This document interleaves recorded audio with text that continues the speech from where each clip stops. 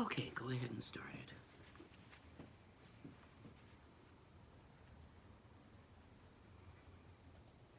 And tell me when we're live.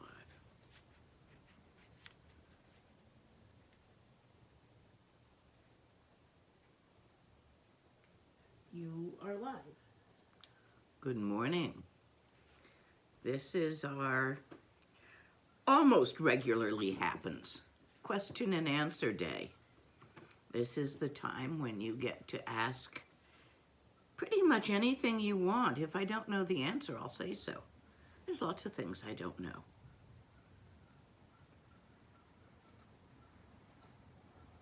Here's other things I do, like all of us.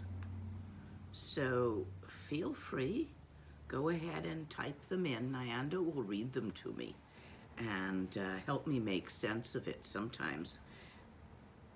Between the English spelling of a Sanskrit word and then Nyando's attempted pronunciation, I get a little confused, especially as I don't speak Sanskrit, only Tibetan. As all things, we begin with a rising bodhisattva and taking refuge, which I like to do in the form of Guru Yoga.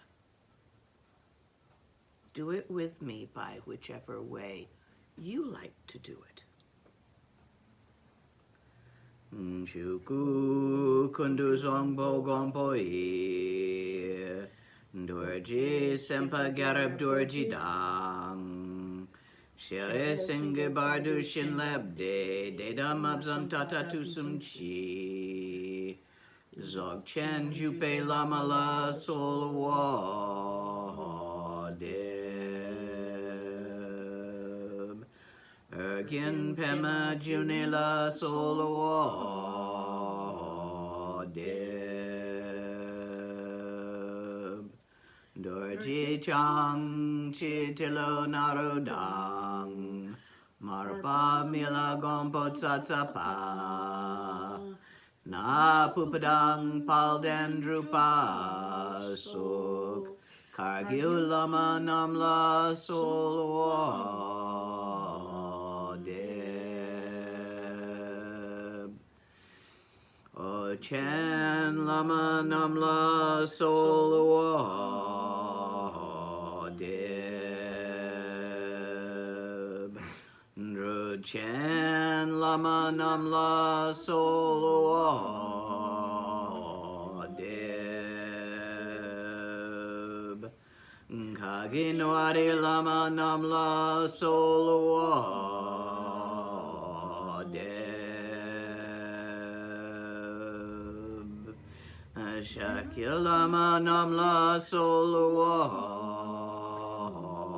deb Nyandu dayundran lama namla solwa deb Palkondu zhongdang yerme pa Gungarab dorji shintrag pa Jetidang nisume pa Palamanam chetente chong.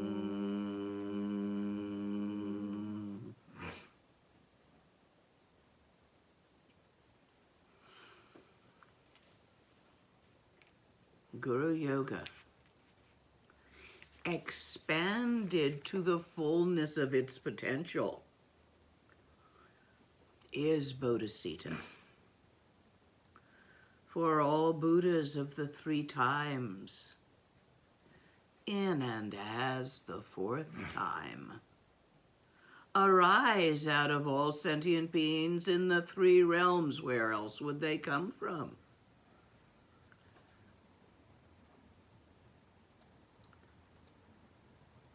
It is refuge, for it is the only not thing that there to which there is no where that does not come and go, that will not vanish out from under you at a most inopportune time, as worldly safety tends to do. Your house burns down. You lose your job. You can't make the mortgage. Your partner falls in love with somebody else and wanders off. All the things. And your kids get pissed at you and won't look after you. All the things that you think make you safe. Your degree, your intellect. Yeah, I hate to tell you this, guys, but the older you get, the more your intellect wears off. I was reading a text, and I didn't have the commentary on it, and the translator who did the commentary did it in a format that I haven't figured out yet. So there I am, wading my way through a text, and it's not going in near as easily as they did 20 years ago. And it's a text I've had the lung for and teachings on, but they don't seem to have stuck because I can't remember what this and that was that's mentioned in the root text. So I tell you, even your brains, and certainly your good, strong body, it wears off. You lose it in time. Unsuitable as a refuge, because there is no good moment to have your body deteriorate so that getting up from a chair is like pulling out a stuck cork. There is no right moment in life where going up the stairs is an adventure, and not an easy one. There is no perfect moment in life where deciphering a perfectly good text, where they even included the Tibetan, feels more difficult than it really should. And it's a lovely text. It's the 21 nails I've been playing with lately. It's a beautiful Dzogchen text. I had wonderful teachings on it from a lovely Geshe down in Santa Cruz, whose name at the moment escapes me, as do his teachings. I know he explained each one of those points, I just can't remember them. Old age. It's coming for you too, young ones. This is why you need a refuge, which is not your body, your brain, your accomplishments, your good personness, your lovableness.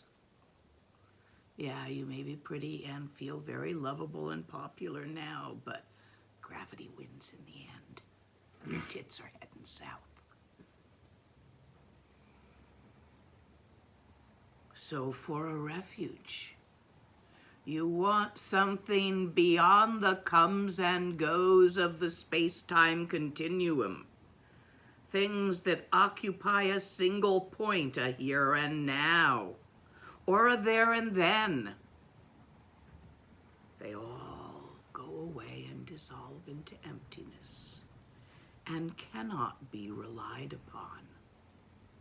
Notice this. And look beyond the beyond and beyond the beyond itself. For that which has infinite names and no name, which is damn difficult to speak of,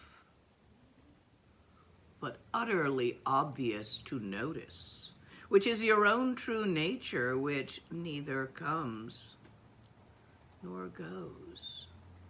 And if you think you will achieve that by being a good enough practitioner, you're misunderstanding. It is inherent in you, all life. the entire dance of aliveness known as the clear light of the Dharmakaya manifesting in all its creativeness. Sambhogakaya, Nirmanakaya, what we call Svabhavakaya in usual unpronounceable Sanskrit. Chuni, Dharmata, real refuge, because it does not come and go. And this is why we begin everything with refuge and bodhisattva. We're all in that there that has no where, together. Each and every one of us in the multiplicity of the sparkle, of the singularity of the clear light, of the beyond singular or multiple of open awareness. And none of these words are true. They point. Don't grab the words as they go by. Go look where they're pointing. Do we have questions yet? Oh, we have many today. Okay, I was just giving you time to make me a cup of coffee. Okay. Well, one of our Spanish viewers asks, can you explain more on why thoughts lack duration? I understand they are unsubstantial, but I don't understand the part where they don't last an instant. Okay, so why is the wrong question? As if they were doing it on purpose or had a reason.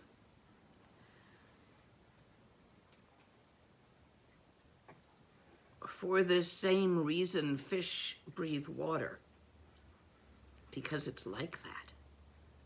What you're actually asking me is, how can you know that it is so?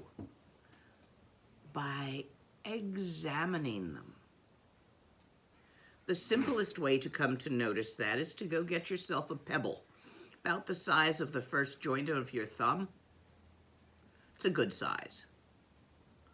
Sit in a meditative posture, whichever one you tend to use, whether it's cross-legged or a Maitreya position or the Japanese kneeling chair position.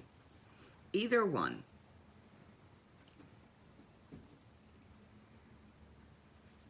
Notice where your eyes fall naturally when they're half open, half closed. It's usually where the line from your nose ends, going straight out and down. Not always, but it's within range of that. So either follow the line of your nose to find it, or just see where your eyes fall. Put your pebble there.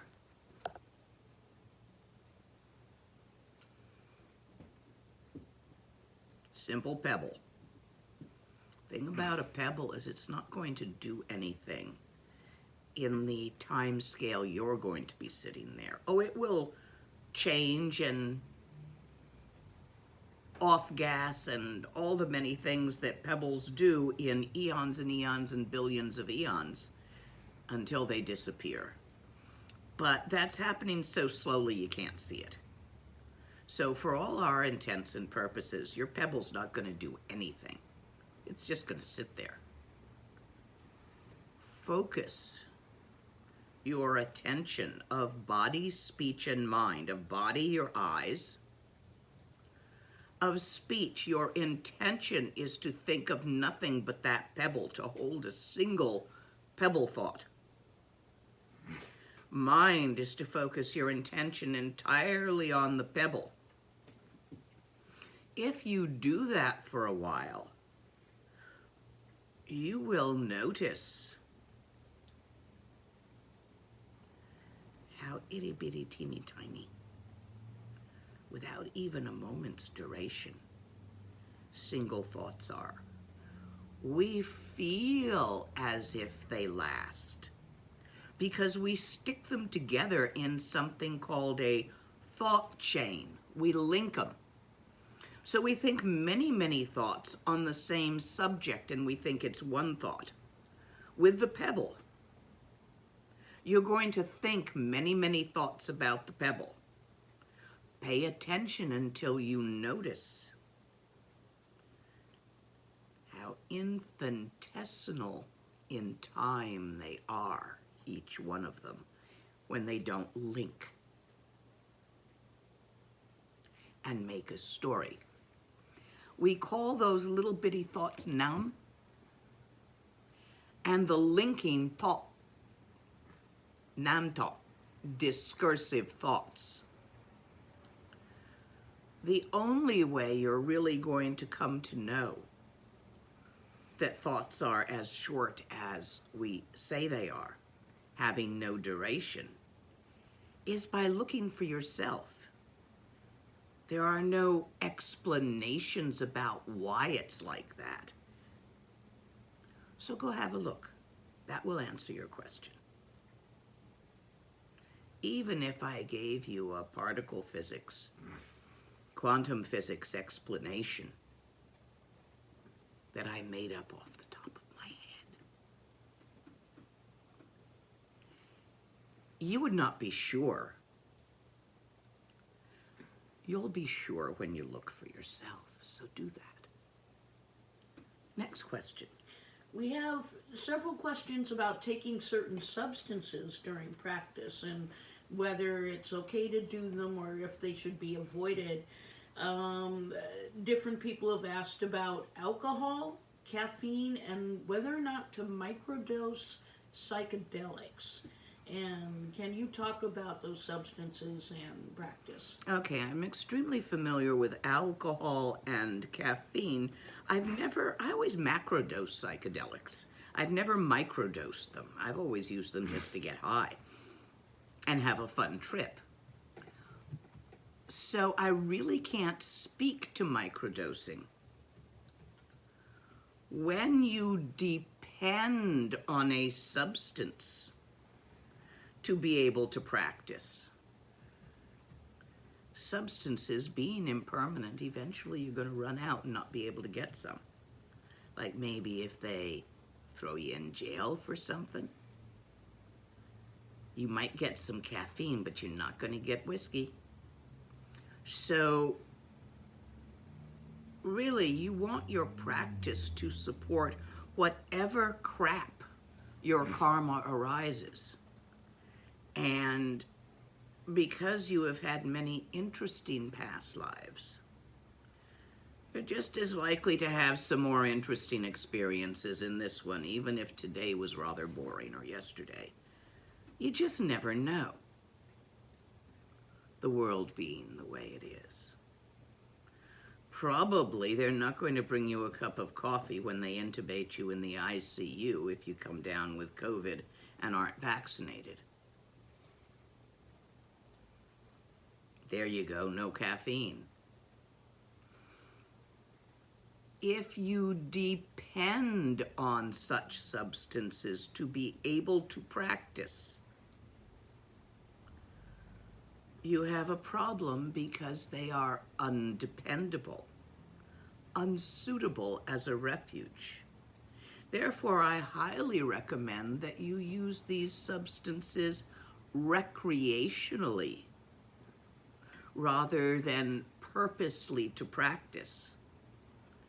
Now, there is a stage and a custom of testing your practice once you're good at it without any adjunctive chemical support to see if you are still good at it with chemical influences, such as way too much caffeine, blind drunk, and tripping out of your gourd.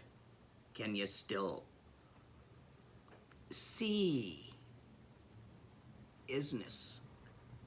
Or is phenomena still obviously transparent? So I don't think they're very useful to get there. I think psychedelics are quite useful in the very, very beginning when you're young and you think there's only one way to think and be, which is whatever way you are. And you think it's all real. And then you take 1,000 micrograms of acid and you notice that that is not the only way to perceive the universe. That can be inspiring to go look for historical precedent of different perceptions in shamanism. And if it inspires you to pursue a more spiritual take in life, rather than just chasing money and toys, then I think it's worthwhile at that stage. But don't depend on it to further your practice. It is not a suitable refuge because it's impermanent. It wears off. Do notice that. And I'm speaking to caffeine, alcohol, psychedelics, grass. So many people tell me, oh, but my practice is better when I take X. Yeah, sure, when I'm drunk, I think I'm practicing great. I also think I'm making perfect sense and just the cats meow and wonderful.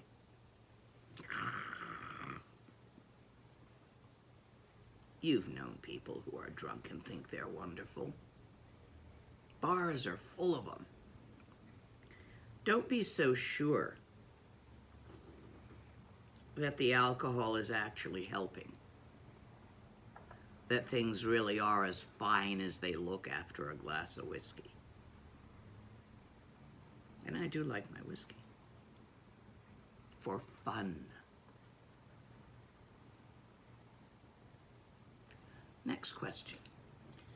We have a question. I am near Asura Cave, where Guru Rinpoche achieved enlightenment. Can you explain how visiting these places of power can increase the progress on the path of practitioners? Once again, you want an explanation of how.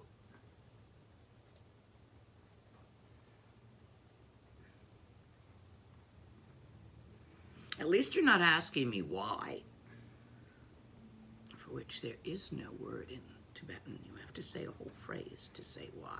You have to say, for what reason did you come to town today? I came to buy vegetables. Why is the grass green? Is not a question. You know that why stage in Western kids? Tibetan kids have a how stage. How does it work? Different culture. Nay.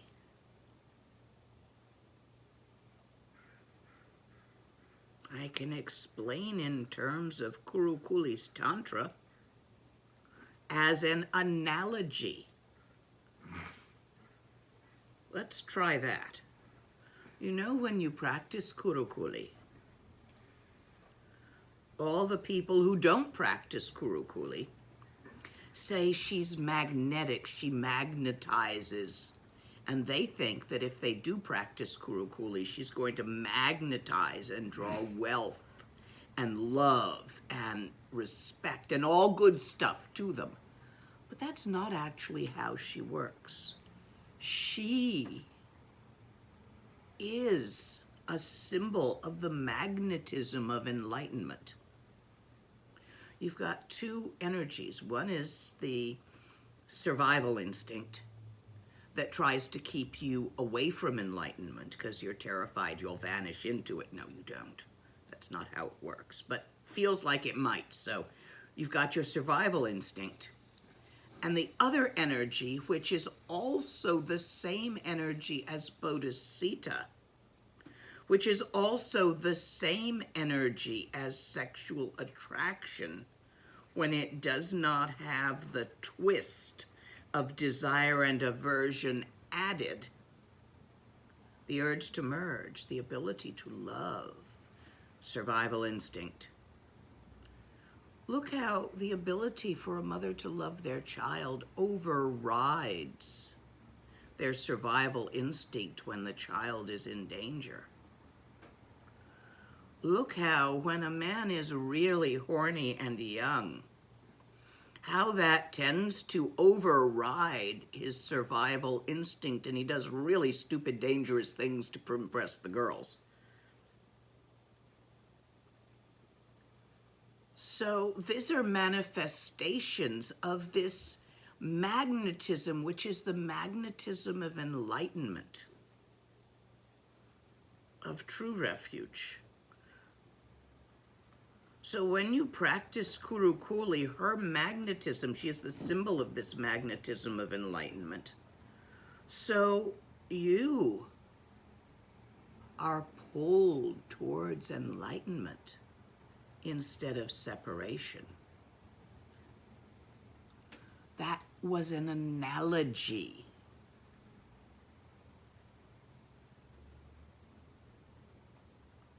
PowerPoints. Pull. Pattern towards enlightenment. If you are strongly resistant to enlightenment, and you fight that pull wrong, improperly in a PowerPoint, you can go a little nutty. They're strong. But if you also wish to find the true refuge beyond time and space, and recognize yourself there as that, not little self, not your personality, that's a come and go, then it's going to be important that you move towards that, and practicing in a PowerPoint can assist you. Think of it, the description of gravity, as space curvatures, so that mass makes like a dent in space as if it was a rubber sheet and things roll in. So PowerPoints are these dents. This was another analogy. How do they work? They have Shinla. Lots of Shinla.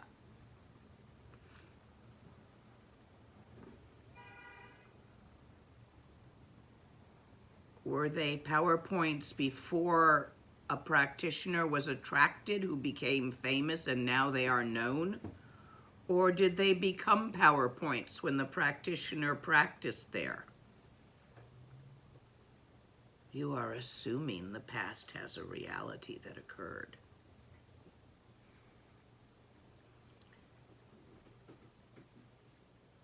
The question makes no sense. It was synergistic.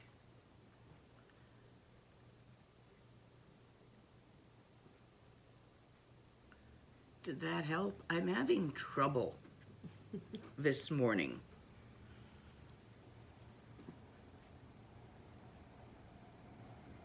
Answering questions on a mundane level. And I apologize for that. It's what I've been reading last night. Everything changes everything. Next question. After you began to remember your past lives, what surprised you most about the connections between people from life to life?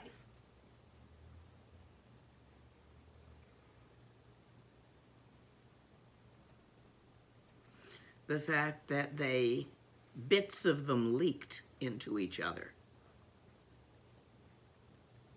Influences, that you couldn't really separate one individual from other individuals with which they interacted in long body memories.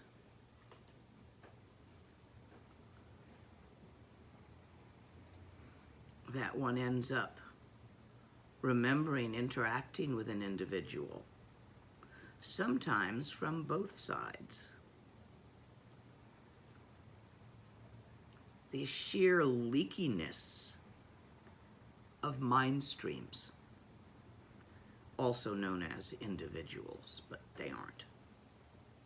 I'd say the thing that surprised me most was that individuals weren't as individual as I thought they were.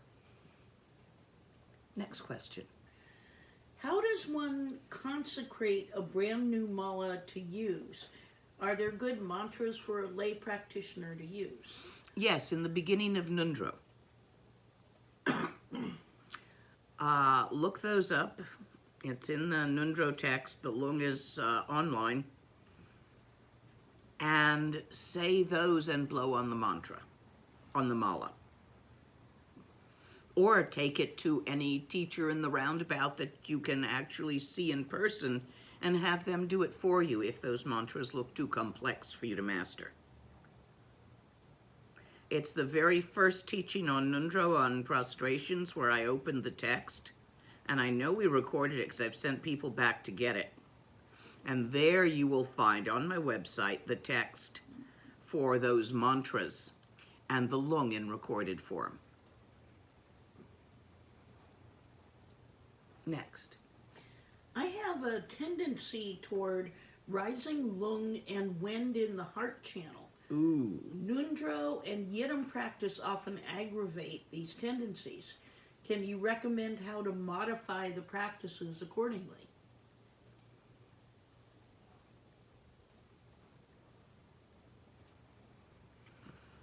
First, that is a medical problem and requires treatment by a physician before it kills you. So there are Tibetan medicines that you should use concurrent with doing these practices. The way you modify the practices is to do them in a more gentle and relaxed manner. This will not change, however, the karma that you have taken on in your birth of having a certain type of nervous system and physiology.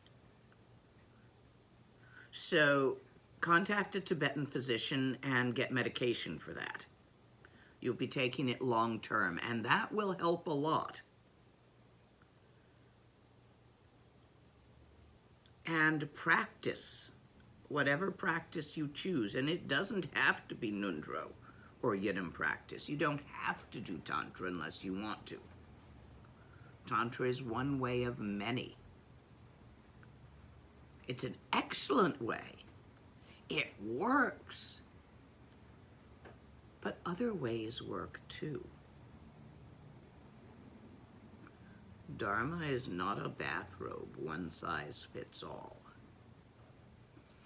However, if you choose to practice Tantra, you must practice it in a relaxed way without trying to get results. Relaxed enthusiasm, which is a good way for anyone to practice Tantra, but for you especially. Next question. Oh, and you might like to take up pottery on the wheel. It helps a lot with rising lung. But it has to be a quick kick wheel, not an electric, if you can find one. And you have to be actually working with clay throwing pots on the wheel for this to be most effective. Next question. I've been in the hospital and diagnosed with Guillain-Barré. Ooh, yes. I have always been a practitioner with humongous faith in the Dharma. I find myself concerned for the outcome of the diagnosis. What do you suggest I do to help with this unease? Medicine Buddha.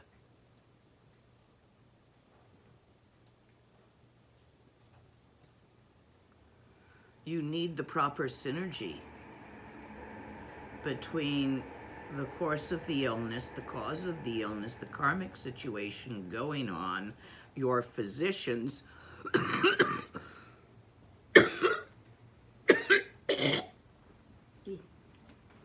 the laboratories, and everything else in that mandala that's currently going on. So the most effective method of supporting that in these circumstances is Medicine Buddha.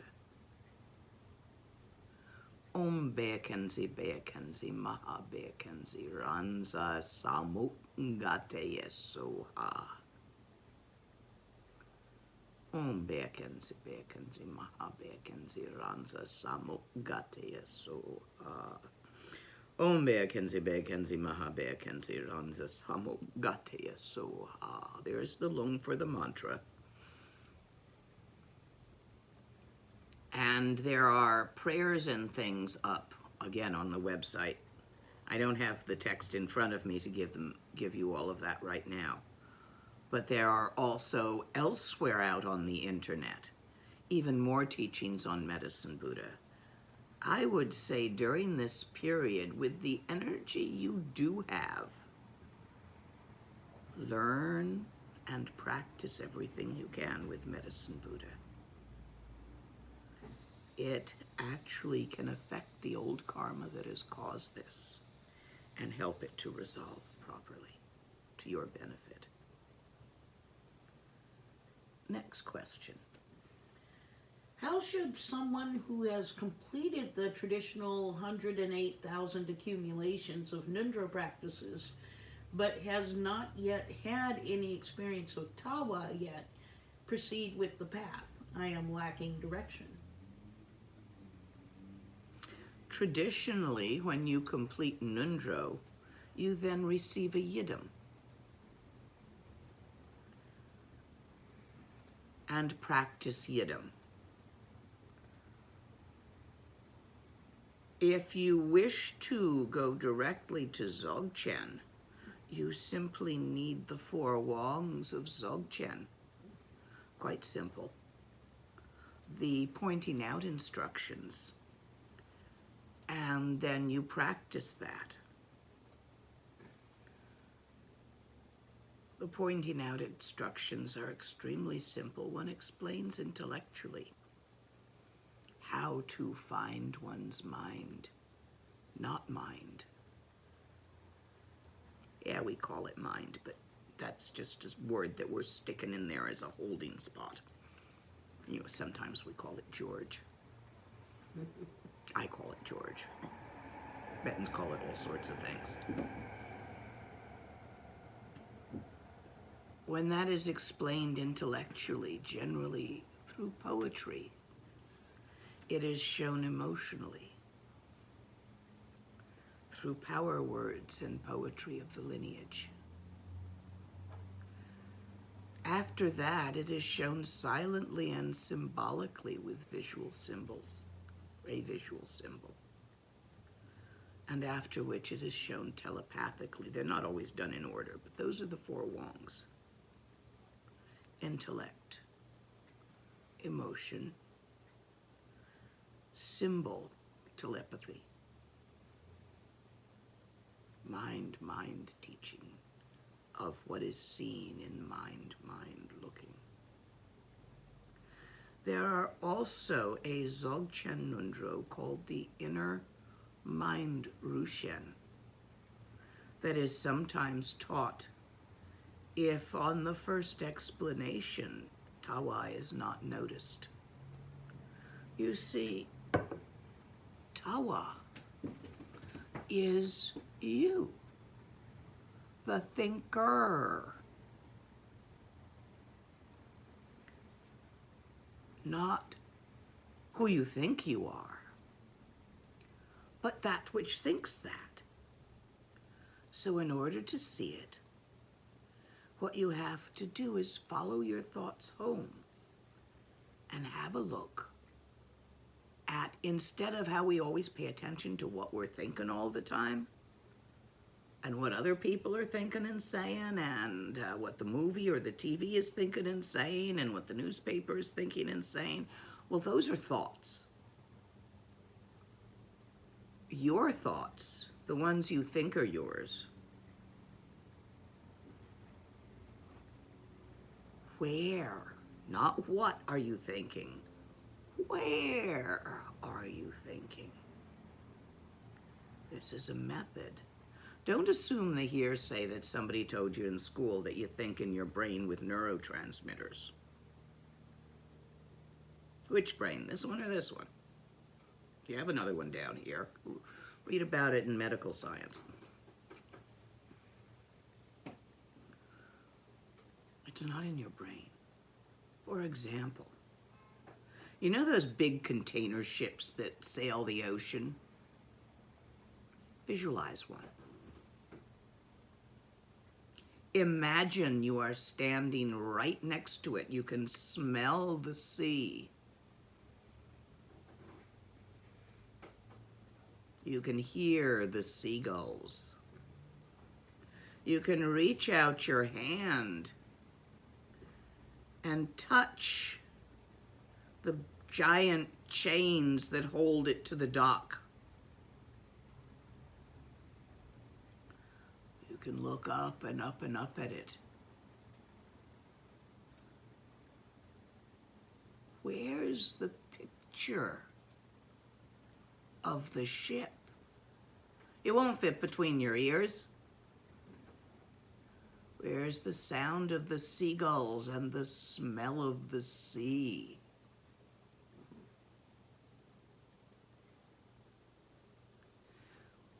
Where is that being experienced? Find the experiencer, the seer of the image. To see is the verb rig. Pa, grammatically in this instance, is an er suffix. It can also be a to sometimes, as in to see. Naked as in disrupted again, we're bouncing. Yeah, I don't know what's going on with that. Okay, looks like it's come back. Okay, try me with a question. Because that one obviously wasn't going through. Okay. Sometimes the karma doesn't exist for an occurrence. That's true. It's very true. When I feel for where a thought is happening, I seem to notice, quote, existence, end of quote. Not the space, but rather like fine-tuning a radio into a, quote, everything, everywhere, every when, end of quote, wavelength. Is this traction? It might have been before you put it in words. And then we, okay. Structure won't fit in words, so you trying to tell me about it will squish it. However, you are going in the right direction towards structure. Just avoid hanging words on it. And you've got it.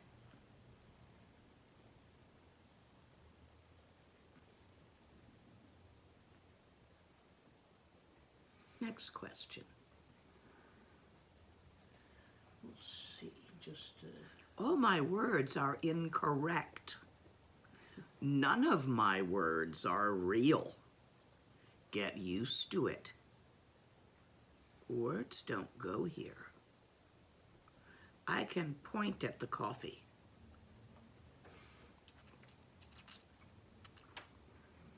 But it is extremely unsatisfying to drink my finger.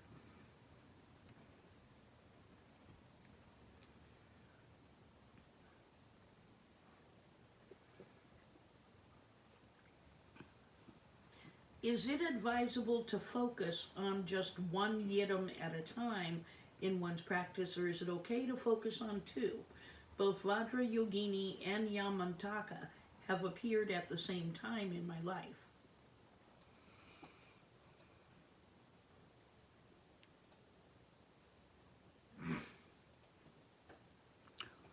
Focus on the yab-yum aspect of your yidam.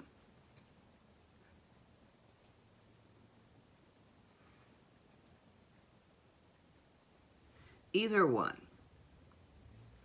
But it generally dissipates your energy, your attention, to focus on two different yidams at the same time. So in the lineage you are practicing, let's go look and see whether, because it's going to vary, who they name the consort of Vajrayogini. Since she has a trident, she's got a consort. And who they name the consort of Yamantaka. Yamantaka is a Heruka, category of male archetypes. And Vajrayogini is a Khandro, category of female archetypes. But I do not know if in your lineage they go together or not and can be practiced as one. So check that out, because there are differences in all the different lineages, how they take you through these. And it sounds like you might be practicing Gelugpa, if those are the two that are coming up. So you'll have to check that out within the lineage you're working with. However, it appears to be pointing you to the union of Bodhisattva and Sunyata in symbolic form. So go find that.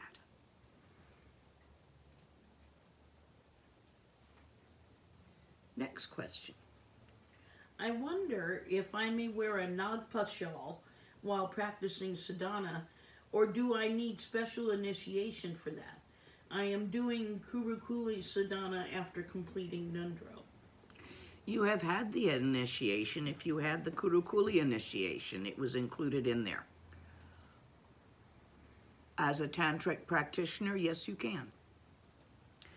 You see, the tantric precepts are assumed with a full Mahanatara tantric initiation, which Kurukuli was, as to the best of my knowledge. It was anything above Yoga Tantra, actually. So you do hold those, even though you are not currently aware of them in a way that you would practice them.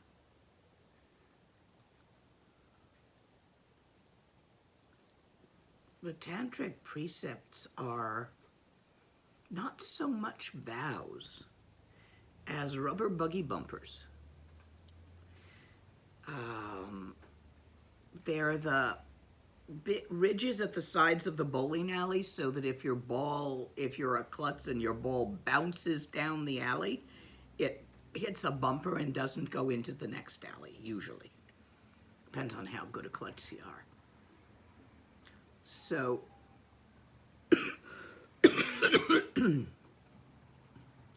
what you're going to find is that if you follow them as guides, they will further your tantric practice. For example, if you move in with someone who strongly dislikes Tantra, say you move back in with your family and they're born-again Christians and think all tantric archetypes are demons, this will hinder your practice. Therefore, there is a rubber buggy bumper in the tantric precepts that says, don't move in with someone who really hates Tantra. So they're all quite practical. Take them as advice.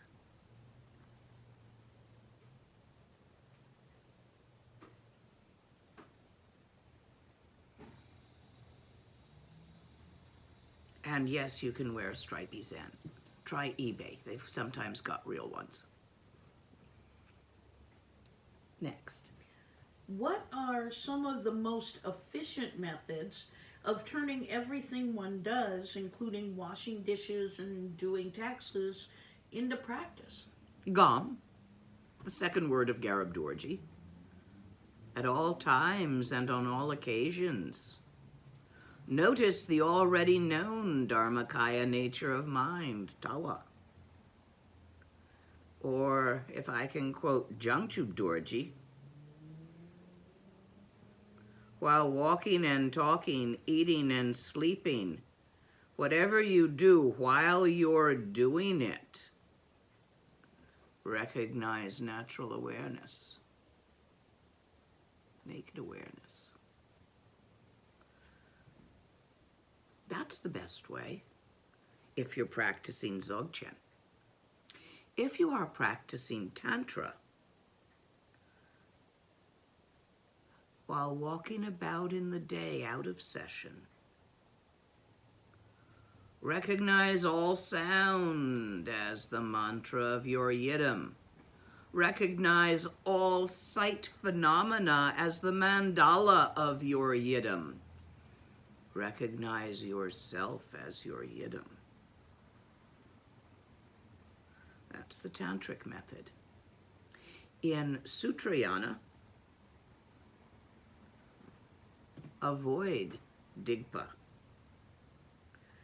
and create as much gewa as possible in your day-to-day activities, remembering to dedicate the merits. So when you're washing dishes, think that may all sentient beings' minds be purified as these dishes are being purified, and use it as a symbol of that. Sutrayana. So you've got 3 ways.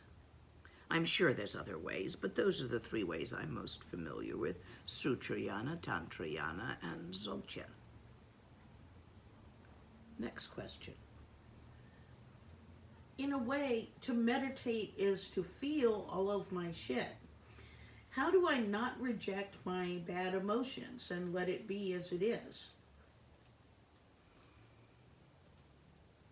Well, first of all, take that word bad and throw it away. Even the word, I'm not saying the word bad is bad. I'm saying it is not serving you at this time, like a used napkin. It's not bad. It did its job. It's done now. Throw it away.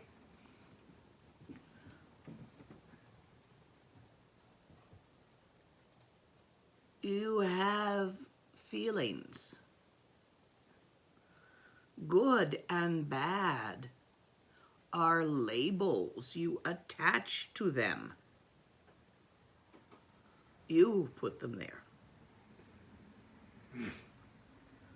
They are not innately part of the feeling. For example, anxiety, which many people call bad and dislike. Other people who like to drive race cars and ride roller coasters like it. When you're on a roller coaster and it's going up, up, up, up, up to the top, and then it's going to go, about to go down, you feel anxiety. It feels good. Shoom!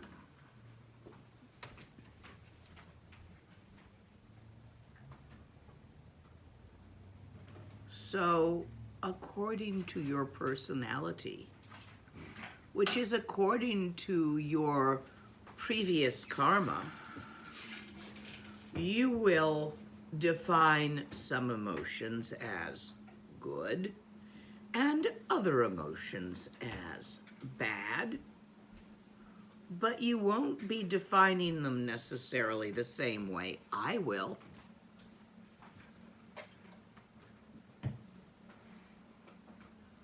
So when you feel an emotion, any emotion, pick an emotion, don't label it good or bad. We call being in love good, even though it leads to great suffering, because it tends not to last. We call being in enmity bad, even though it feels awfully good. Gonna get that motherfucker, yeah!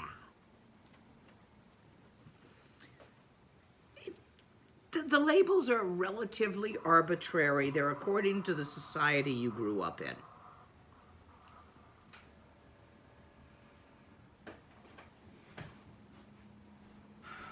So instead of labeling the feeling, good or bad, feel it as a sensation, like blue or red or tree, visual sensation that got labeled tree. Look at an object.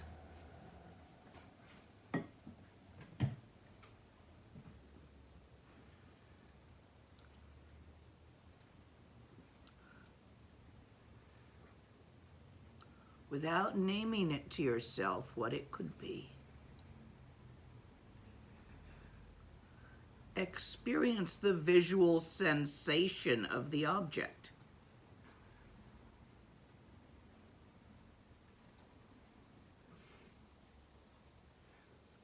Liking or disliking will arise to that sensation. Don't fight it. Don't follow it. Leave it alone. This is what you do with the emotion. The emotion arises. Fear, perhaps.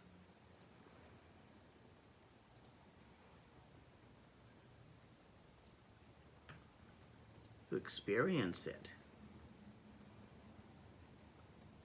You don't run away and try to distract yourself. You don't grab it and try to explain what you're afraid of. Irrelevant. Just feel the sensation. In your yi and anywhere else in your body it seems to be manifesting as a sensation of the 6 sense organs.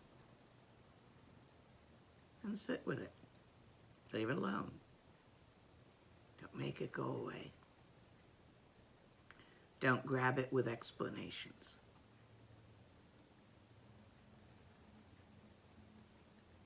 Strip it naked of the stories around it, which are made of thought. Leave it as it is.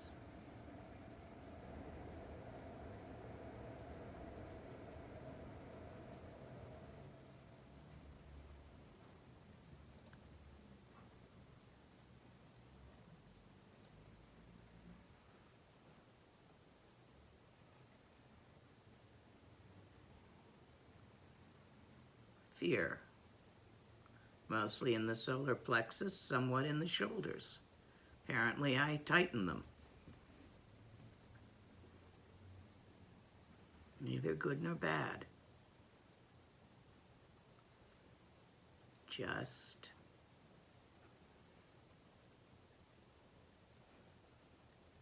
clear. Energy. Vitality manifesting as mirror-like wisdom, equanimity, balance, precision of perception, white color of the eastern direction, Varokana, Vajrasattva. Life force of Sambhogakaya, manifesting as one of the 5 wisdoms. There's a whole retreat on that. I just gave you the short version. If it doesn't work for you, take the retreat and get the long version. But remember, in order to accomplish this, you need to know the nature of thought. You need to be able to meditate while thinking so that you can see through your thoughts, all of which are utterly transparent. made of substance. You can look right through them. Hold a thought in front of your eyes. An image, a visualization. Cover your face with a hat. Make believe. Imagine that you cover your face with a hat. You can still see me, can't you? They're transparent. We gotta at least know that in order to work with emotions in this method. There is a Sunyata method using the 6 paramitas where each emotion is countered by its antidote. So when you feel anger, you meditate on bodhicitta. And when you feel afraid, you take refuge. This is the Sunyata method. In Tantrayana, all emotions arise as the laughter of the dancing dakinis of the mandala. So again, the 3 approaches. They all point to the same thing, but they do it in a different manner. Sunyata does it through intellectual choice and intentionally creating cause. Tantrayana does it by leading consciousness into enlightenment through symbols. It leads the unconscious first, and the conscious will follow. And Dzogchen simply tries to get you to notice that it's right here and right now and always has been.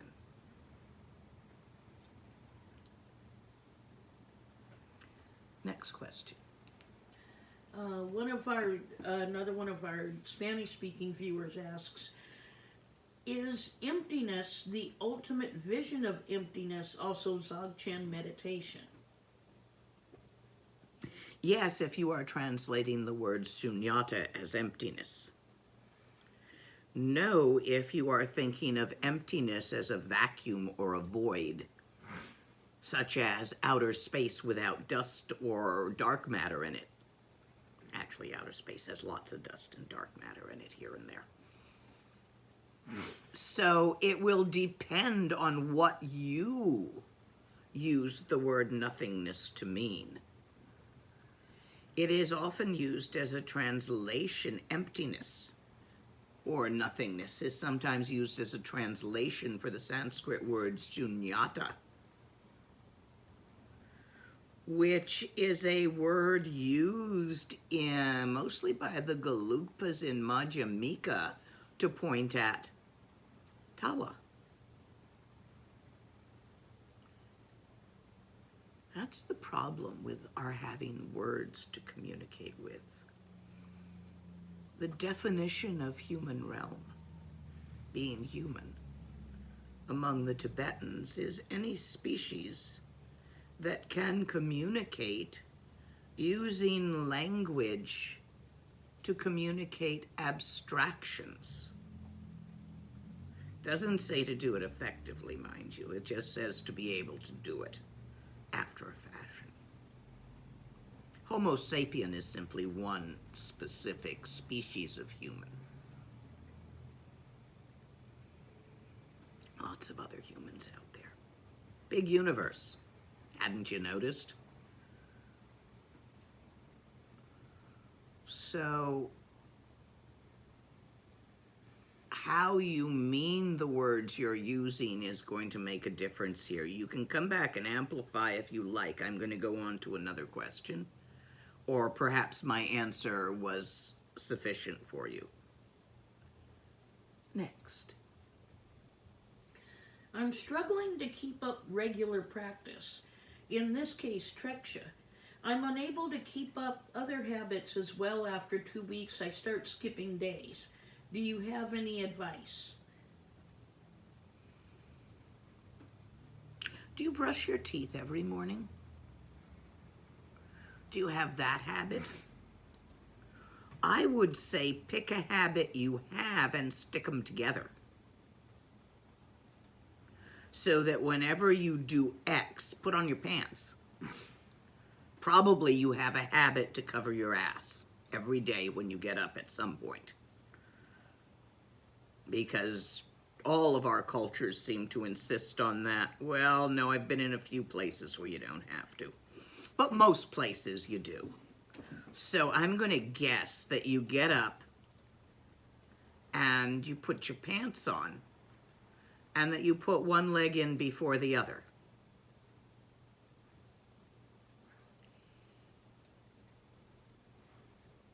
Which leg? Notice. Just notice.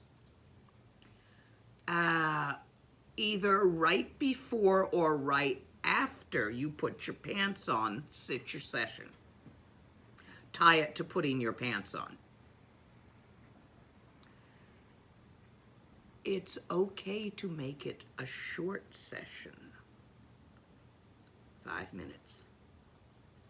See, you're going to also have life circumstance. If you have a 3-year-old or a 2-year-old in the house, all bets are off. Sorry, you are going to miss days. Little ones are like that.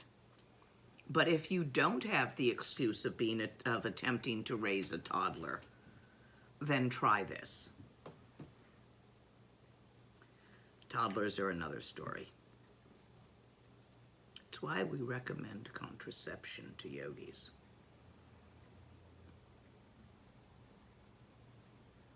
Next. In shamanic traditions, it's said that with the birth of a child, the ability to practice decreases as part of the potential goes to a child. Is this true? Well, certainly attention goes to the child. It needs to. The part of you that goes to the child is not, in our lineage, some esoteric thing. It's simply your attention. As I was just saying about raising a 2-year-old and trying to keep a regular practice. Not until they start school. Really, it's not going to happen. They're going to follow you into the bathroom. They're going to say, Mom, Mom, Mom, Mom, Mom, I have a toe. It was important to them at the time. They'd maybe just noticed they had a toe. It's a kid. So your attention will be scattered and focused on the child. I don't care if you're the guy. If you're the guy, your attention is focused on either the child or the child's support or avoiding the child's support. But it's still going to take your attention. And yes, that attention is what you're going to lose. Again, highly recommend contraception to yogis. Rinpoche, my wonderful monk teacher, innocent as all heck. But one year he brought home from the West an entire giant suitcase of condoms to distribute to his friends. He said they were having too many babies and not getting their practice done. And then asking him to help support the babies. Really, having children is a beautiful decision. Make it a decision, not an accident. And know that for 5 years, regular practice, not really, maybe a little, sometimes. Once they're in school, you can get a little more regular, but long retreats, first they need you, then they're a teenager, and you're worried about what they're going to get into if you leave them for too long, because teenagers get into things and they can't think straight yet. So you gotta figure it for about 25 to 30 years. 25 in our culture. You're gonna be raising a kid. And you're not gonna be making a 3-year retreat in that time because your kid needs you. and you made that choice. Valid choice. Even many great lamas choose to have children. There's nothing wrong with that choice, but make the choice. Don't have it happen to you. Kids are wonderful, and you learn so much from them.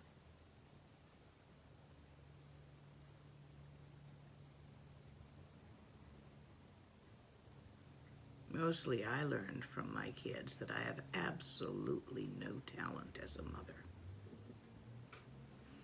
Not good at it. And mine were all adopted. Not by choice, but they accidentally happened to me. And I love them dearly, and I do not believe I mothered them particularly well. Fortunately, they had other mothers to take up the slack. Choose. What you lose is time and attention. So if you are going to choose to have children, get some of your retreats done first, the long ones. And once you're pretty clearly in GOM, then go ahead. It's a great challenge. Next question. I had it in front of me.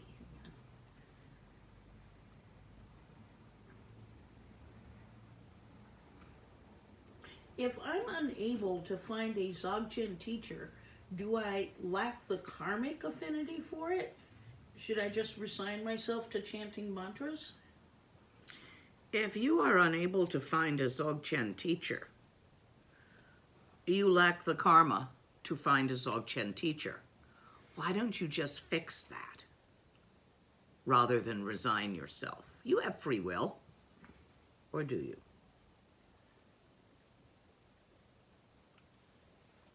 So, using body, speech, and mind, create the cause to find a Dzogchen teacher. Dzogchen specifically would be lineage through Garab Dorji. Bonchen has a different lineage. Mahamudra has a different lineage. So if it's Dzogchen you would like to find a Dzogchen teacher, we can go to Garab Dorji and Guru Rinpoche, who also facilitated that. It's part of the Nyingma line. Because Dzogchen is the word in the Nyingma line they use to refer to beyond the beyond, completion stage. So, Guru Rinpoche, mantra, with your speech. But you have a body. You need to perform karmic actions of body, speech, and mind rather intensely and quickly if you wish to find that teacher in this life and to create enough karma to overcome whatever karma you have in the past. Maybe you broke Samaya with a Dzogchen teacher, I don't know. But it happens. And then for a couple of lives, it's really hard to find another one. So with your body, physically, on a matter plane, you want to help other people to see their teacher, especially if they have a Dzogchen teacher. Do they need a ride? An air ticket? Encouragement? Computer repair? Do every action you can to facilitate another person, not you, somebody else, finding their teacher, which could be just getting to them, even though if they already know who they are.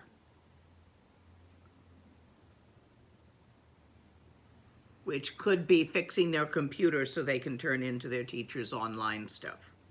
Any of that. facilitate it and make it happen, assist with it. And each time after doing so, make the wish. Dedicate the merits. Wish in your mind, may all beings find their teacher, especially within completion stage of Dzogchen. Wish that many times a day. Wish on a star. Wish on every dandelion you find. All the little kid traditional wishes, things you wish on, wishbones, dandelions, stars, use them. That's your wish. Every day, every night, every morning. Wish that. Body, perform the actions. Speech, use the mantra. Mind, make the wish. If you do this concertedly for some period of time, you probably will find your teacher. It's up to you, if by chance you have free will. Next. I'll follow up to the question about emptiness. Yes, the questioner did mean Sunyata. Okay. It's what I thought. Because that word by itself, it's better to use the word Sunyata, because emptiness has the connotation of being the opposite of fullness. And Sunyata is both empty and full. It is empty of phenomena, but it is full of clear, transparent light. And phenomena is just the sparkle of that clear light, its shimmer. So it is both empty of phenomena and full of phenomena, none of which is anything at all. So when you use the word emptiness, you get into all these connotations. Leave it as Sunyata, since you don't have a lot of connotations from childhood about what that means and how terrible if your Christmas stocking is empty and after you eat the cupcake, the plate is empty. So it has all these negative connotations from little kid. I like Sunyata. It's a good word. Next question.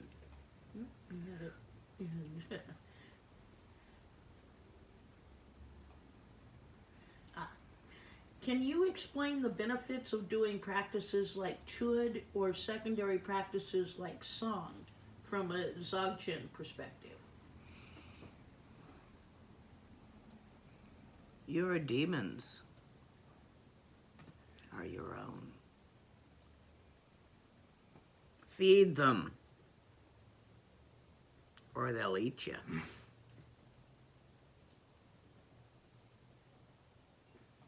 Chud thwaps directly at the survival reflex, which is one of the things that gets in the way of your bodhicitta. Song is a way of interacting with the unseen realms,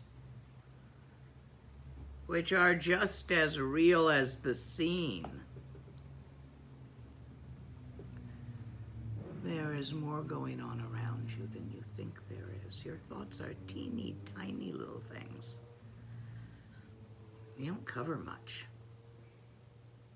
You're limited to the languages you speak. Each time you learn a new one, there's all these new things you can say and think about. How cool. You'll never learn them all.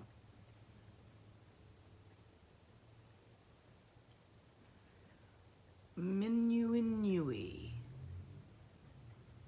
the word for a particular weather phenomena, which is mist when you stand still and rain when you run through it. Bet you never thought about that before, huh? words.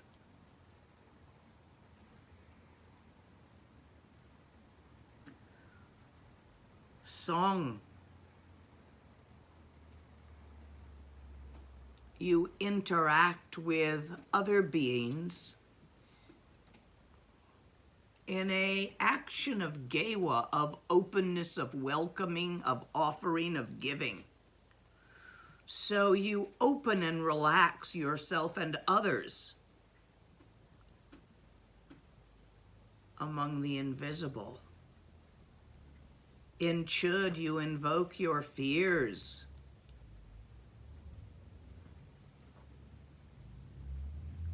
And sing the Song of Heroes.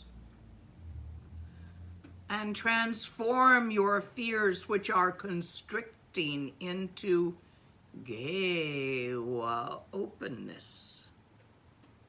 Both these practices are excellent adjuncts to Dzogchen. Give me one more and I think we might be done for today. I'm getting hoarse. Okay. As a practitioner of Dzogchen, I can only be for seconds in the state of guru yoga. Since it's only short moments, I don't see what the benefit is when I'm 99.9% of my day not in that state, but distracted by thoughts and emotions. Practice more. Now, read me the beginning of that question again. I can only be for seconds in the state of guru yoga. Since it's only short moments, I don't see what the benefit is. Your guru yoga is a little too small. You need to allow it to expand into Tawa. Your teacher's mind is Tawa. How else could they telepathically show it to you? This is if you're a Dzogchen practitioner. If your practice is Tantra, your teacher is inseparable from your Yidam. All your Yidam practice is within the context of Guru Yoga. For the Yidam arises in mind, created by mind, archetypical, and has been transmitted, that energy introduced to you by your teacher, therefore it is not separate from your teacher.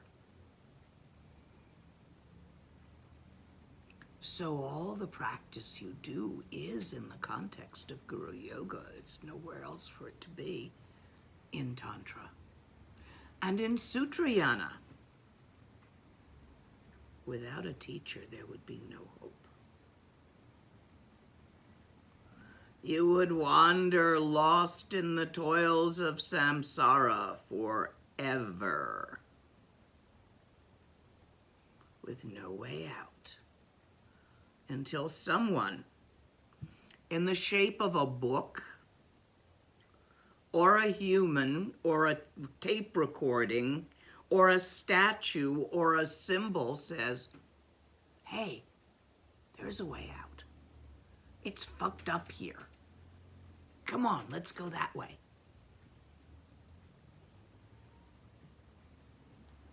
If no one ever does that for you, in whatever form they arise as, you would have no hope of escaping from the wheel. Therefore, your entire practice in Sutrayana, in reading the texts and trying to understand them,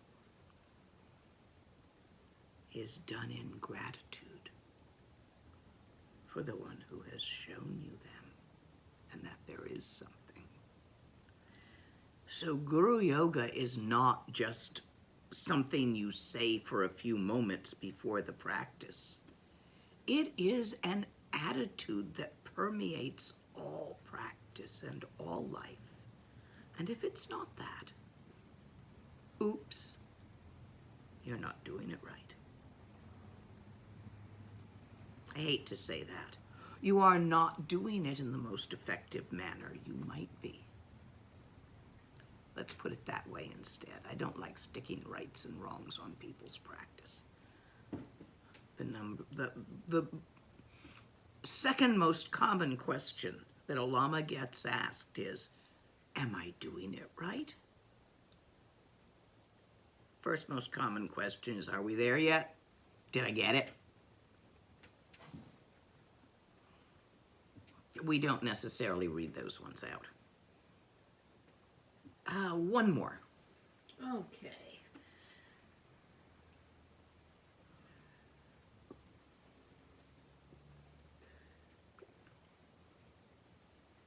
Can you say something about the difference between Tawa and Rigpa?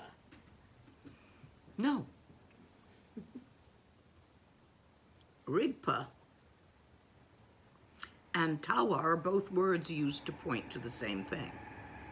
They point from slightly different directions. Tawa is not a verb. Rigpa can be a verb. Tawa is usually given as a noun, but Rigpa can be used as a noun.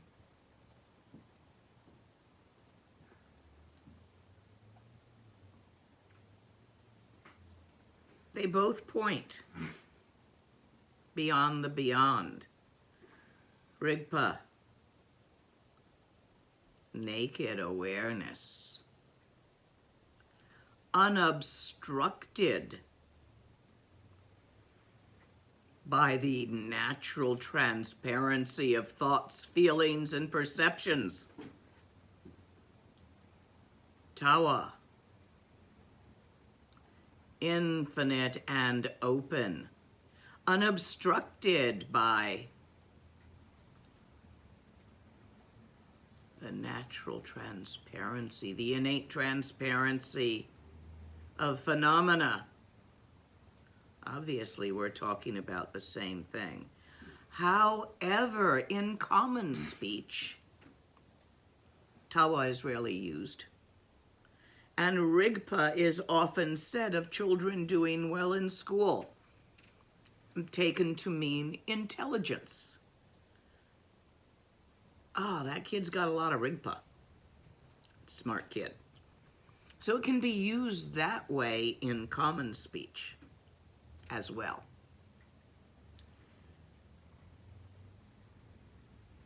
They point from slightly different angles, Tawa and Rigpa. But since Rigpa is the seer that sees itself and Tawa is what is seen as the seer, I really can't give you a lot of difference between them. See, I'm pointing at my head. I'm pointing at it from different directions. These are fingers, not a head. I think we're good for today. I'm starting to get horse and frogs in my teeth at about an hour and a half. But we'll do this again. Remember, always, we're in this together. Share the Gewa created by the occurrence. Gewa ndi nyur duda chi chi sala go pashu.